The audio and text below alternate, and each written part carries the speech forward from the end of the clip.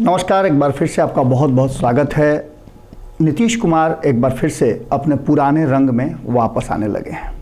आपको पता है कि नीतीश कुमार के 2005 से लेकर 2010 के काल को स्वर्णिम काल माना जाता है और उसी को लेकर के नीतीश कुमार अब तक बिहार के लोगों के दिल में बसे हुए हैं। नीतीश कुमार को लेकर के चाहे जितनी बार भी वो, चाहे एनडीए हो या महागठबंधन हो, उसके साथ सरकार बनाए हों, लेकिन जनता एक ही बात जानती है कि नीतीश कुमार हैं तो मुमकिन है। अब ये परसेप्शन लगातार बना है और ये बनने के पीछे कारण है कि नीतीश कुमार खुद का फैसला लेते हैं, सुनते सबकी हैं लेकिन करते मन की हैं। इन्हीं सब बातों को लेकर के नीतीश कुमार अक्सर चर्चा में भी रहते हैं।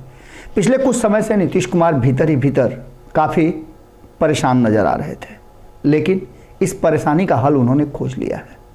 पॉजिटिव राजनीति के लिए नीतीश कुमार जाने जाते हैं और भले ही सर्वे के आधार पर बिहार को चाहे जिस नंबर पर रखा जाता हो, लेकिन नीतीश कुमार लगातार अपनी कार्यशैली और अपने क्रियाकलापों के लिए जाने जाते हैं।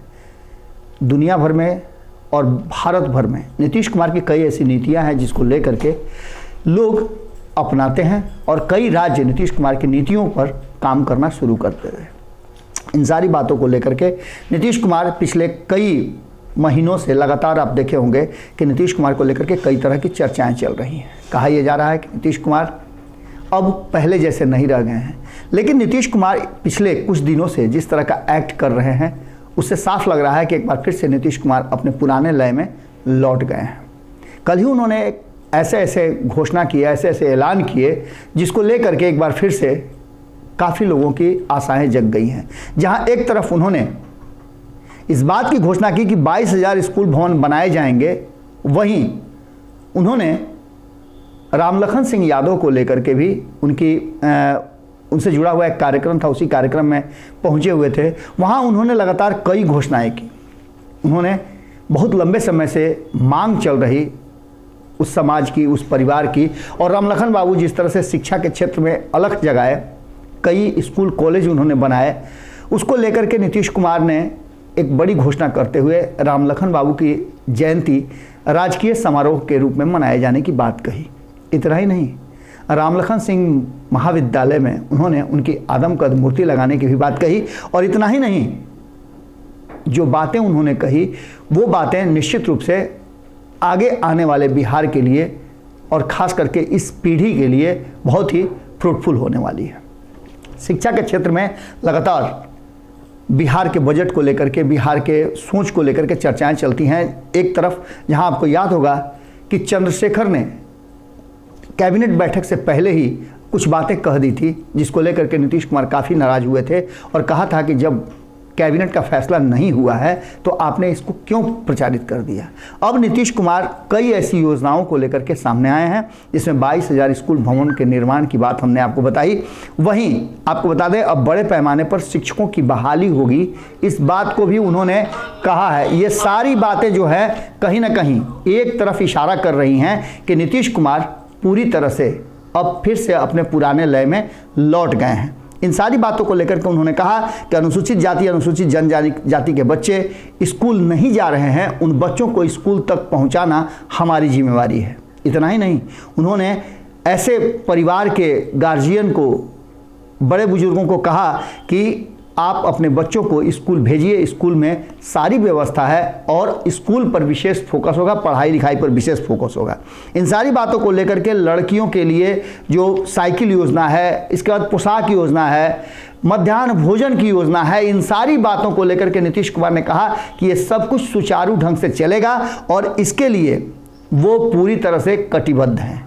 नीतीश कुमार की इन घोषणाओं के बाद बहुत सारी बातें निकल करके सामने आई और ख़ास करके शिक्षा के क्षेत्र में अलख जगाने वाले रामलखन सिंह यादव के जयंती को लेकर के उन्होंने जो घोषणा की उसको लेकर के भी बहुत सारी बातें सामने आ रही हैं। आपको बता दें कि दीप प्रज्वलित करके पहले उन्होंने कार्यक्रम का शुभारंभ किया, उसके बाद उन्होंने कई घोषणाएं की। अब हर साल 9 मार्च को रामलखन बाबू की जयंती राजकीय समारोह की तरह मनाया जाएगा। इन घोषणाओं से खास करके अगर देखा जाए तो बहुत सारे लोग जो रामलखन बाबू के शुभचिंतक हैं, उनके परिवार के लोग हैं, या रामलखन बाबू ने जो इस राज्य को दिया है, इस देश को दिया है, आज उसकी क्षतिपूर्ति जो है और कहा जाए तो उनके सम्मान को फिर से एक बार नीतीश कुमार ने बहाल कर दिया है। और ये जाति, धर्म, मजहब सबसे अलग उठ करके रामलखन बाबू के जो सेवा थे उसके बदले में दिया है।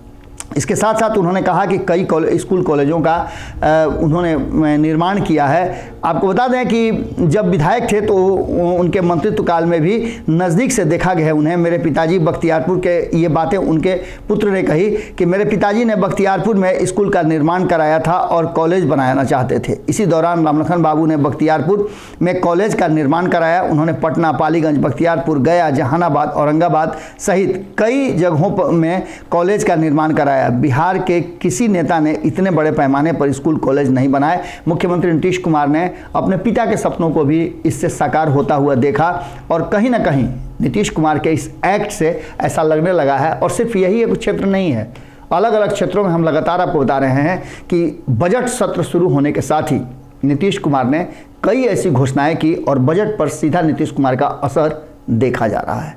जुड़े रहिएगा भारत लाइव के साथ, अगली खबर में जल्दी ही मुलाकात होगी। बहुत बहुत धन्यवाद। अगर ये वीडियो पसंद आई और वह बिहार के राजनीति और बिहारियत से सरोकार रखेनी तो सब्सक्राइब बटन दबा के चैनल के सब्सक्राइब कर ली। ओजे एगो घंटी बा, ओकरा बटन दबा देला से कुल सटीक और मारक खबर रुआ मुफ्त में मिल जाई। अगर रुआ पत्रकारिता के हमनी के नया प्रयोग में सहयोग कर चाहतानी तो ज्वाइन बटन दबा दी। पेटीएम नंबर नोट कर ली 9386816700। धन्यवाद।